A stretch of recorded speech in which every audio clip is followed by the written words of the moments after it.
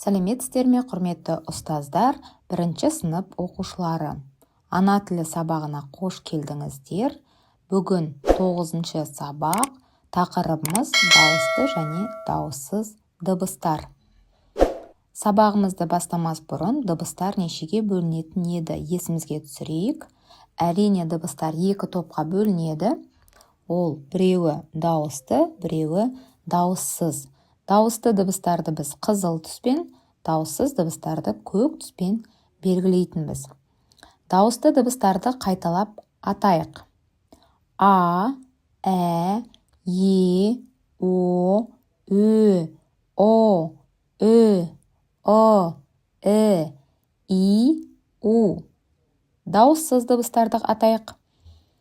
Б, В, Г, Ғ, Д, Ж, З, И, К, Қ, Л, М, Н, Ң, П, Р, С, Т, Ф, Х, Х, Ц, Ч, Ш, Щ. Дауысты, дауыссыз дыбыстарды жаттап алу қажет. Балалар, бүгін біз сендермен Ескен Елеубайдың «Қыста» деген мәтінмен танысатын боламыз. Кітабымыздағы бірінші жаттығуға назар аударайық. Мәтінді мәнерлеп оқы, жаттап ал. Өлеңді мәнерлеп оқитын боламын. Сендер жақсылап отырып тыңдап, өлең не туралы екенін ойлана отырыңдар. Қыста.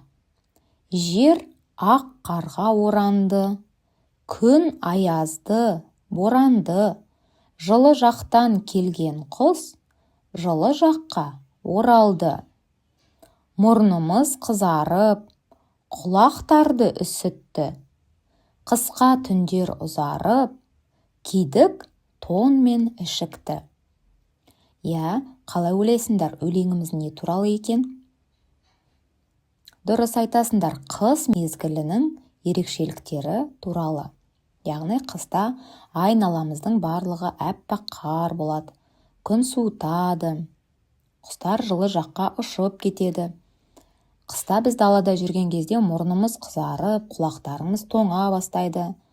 Қыс мезгілінде түндер ұзарып, күндер қысқара бастайды.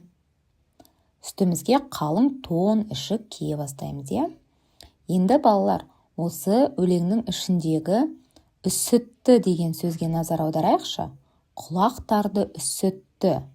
Үсітті дегеніміз суықтан қатты тоңып домбығу деген мағынаны білдіреді екен. Өлеңнің астында неліктен қыста түн ұзарып күн қысқарады? Қыс несімен қызықты деген сұрақтар берілген екен. Кәнекей жауап беріп көрейік. Неліктен қыста түн ұзарып күн қысқарады балалар? Қалай ойлайсыңдар? Жақсы, балалар, қыркүйек айынан бастап жер күннен алшақтай бастайды екен. Сендер жаратылыстану пәнінен танысқан болатынсыңдар. Жер өз осінде күнді айнала қозғалады. Міне, күзгі уақыттан бастап осы жеріміз күннен кішкене алшақтай бастайды екен. Ең ұзақ түн желтоқсан айының 21-нен 22-сіне қараған түн болып табылады екен.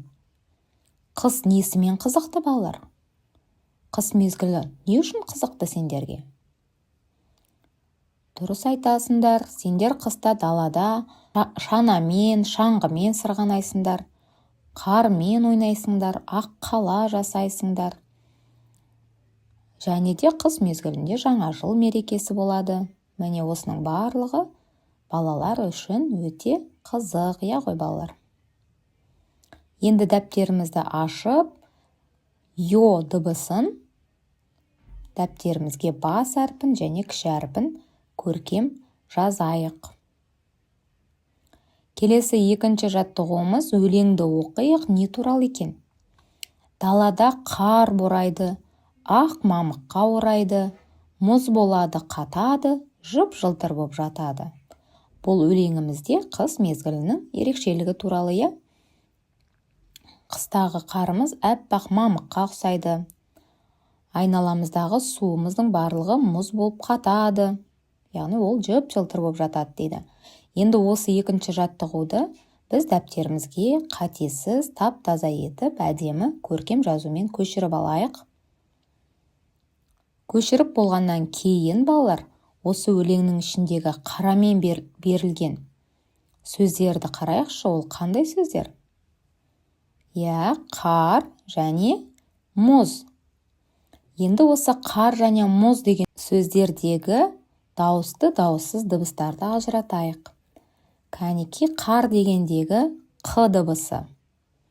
Дауыссыз. А дыбысы дауысты, р дыбысы дауыссыз. Қар сөзінде бір дауысты дыбыс, екі дауыссыз дыбыс бар екен. Келесі бізде мұз деген сөз.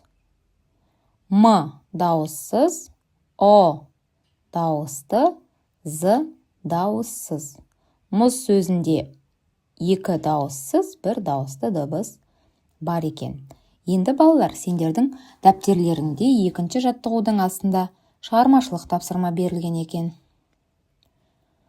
Көп нүктенің орнына тиісті әріптерді қой. Кәне ойланып, тиісті әріптерді қойып көрейік. Бірінші сөзіміз перде. Екінші сөзіміз балалар. Үшінші сөзіміз мамық. Төртінші сөзіміз қар. Бесінші сөз тарақ. Алтыншы сөз табиғат.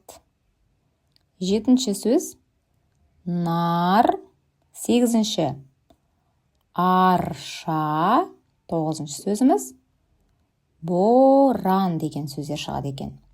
Енді оқулығымыздағы балалар үшінші тапсырмада мынандай сурет берілген екен. Сурет бойынша мәтін құра. Суретке байланысты мынандай тірек сөздер берілген. Мал, қора, суару, жем беру, қар күреу. Ал суретке қарап отырып мәтін құрастырып көрейік. Суретте ферма берілген, балалар? Бірінші суреттегі Асан ағайымыз сиырларға шөп беріп жатыр. Сиырлар қорада қамаулы тұр. Екінші суреттегі Айжан әпкеміз кішкентай бұзауды өз қолымен тамақтандырып жатыр, яғни сүт беріп жатыр. Ал үшінші суреттегі Асан айналаны қардан тазалап, жол ашып жатыр екен, яғни қар күреп жүр екен. Бұның барлығы қысқы еңбек. Сондай-ақ сен өз ойыңнан осы тірек сөздерді пайдалана отырып, өз мәтініңді құрап айтсаң болады.